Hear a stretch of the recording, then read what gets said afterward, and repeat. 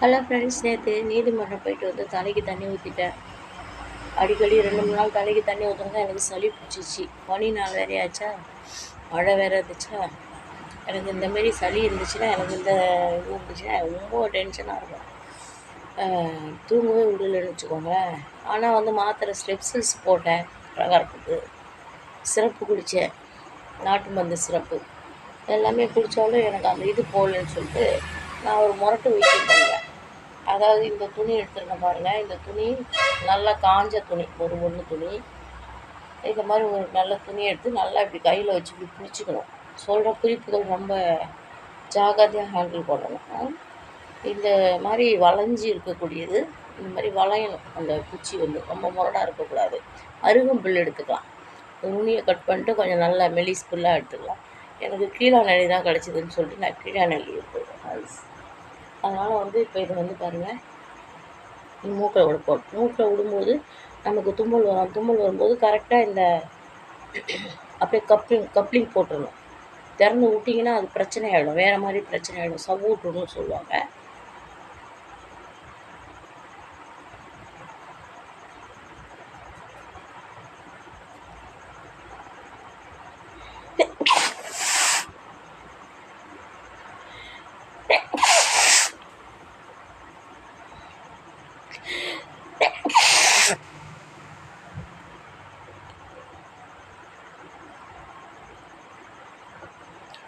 கண்ணால், மூக்கால், வாயால் இந்த தலையில் இருக்கிற தண்ணி இறங்கும். இந்த அழுத்தம் கொடுத்து அந்த வெளியில் கொண்டு வரல தும்மல். அது வந்து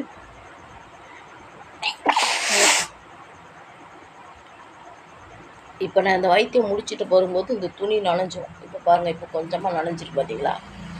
இந்த தண்ணி வந்து இந்த தலையிலேருந்து தண்ணி 2 டைம் இந்த மூக்கு பண்ணால் 2 டைம் இந்த மூக்கில் பண்ணணும். ரொம்ப அதிகமாக பண்ணக்கூடாது, கேர்ஃபுல்லாக பண்ணணும். இந்த துணியை ரொம்ப அழுத்தி மூடுறது ரொம்ப முக்கியம். சரிங்களா?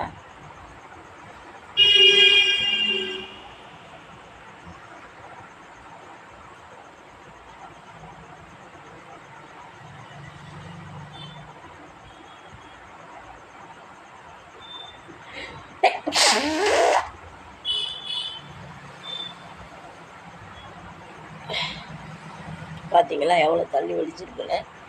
கண்ணாலே அந்த தலையில் இருக்கிற தண்ணி வரும். இந்த இதை முடிச்சுட்டு நம்ம பார்த்தோம்னா அந்த தலையில் இருக்கிற பாரம்லாம் நமக்கு குறைஞ்சிருக்கும். லாஸ்ட்டாக துணியில் எவ்வளோ ஈரம் இருக்குன்னு மட்டும் காட்டுறேன். ரொம்ப சளி குழன்னு பிடிச்சிருக்குதுன்னு வச்சுக்கோங்களேன். இதெல்லாம் சளுக்கு கண்ணாடி மாதிரி சளி இருக்குது. இப்போ எனக்கு ஒரு பச்சை தண்ணி தான் கட்டிக்கிட்டு இருக்கு பாருங்கள். இவ்வளவும் தண்ணி தான். தலையில் இந்த தண்ணி இப்போ வந்திருக்கு பாருங்கள். இப்போ கொஞ்சம் நாள் ஆவ இந்த துணி பூரா நனைஞ்சிருக்கு, தெரியுதுங்க அவங்களுக்கு? இப்போ துணி பூரா நனைஞ்சிருக்கு. பாரம் கொஞ்சம் குறைஞ்சிருக்கானா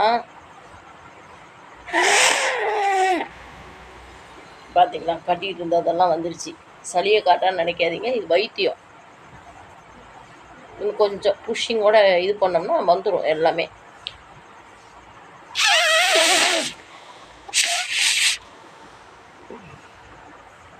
பார்த்தீங்களா?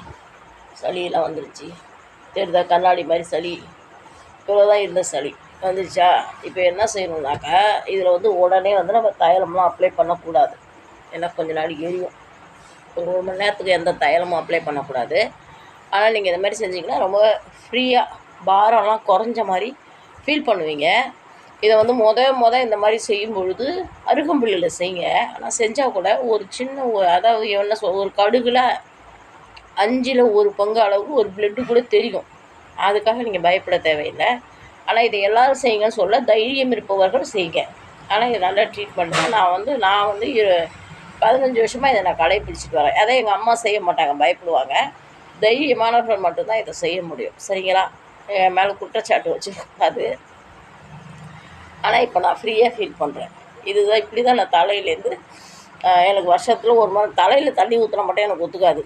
இது மாதிரி நான் தலையில் தண்ணி இறக்கிடுவேன் ஃப்ரெண்ட்ஸ். இன்னொரு ட்ரீட்மெண்ட் இருக்குது சளிக்கு, நான் அப்புறம் சொல்கிறேன்.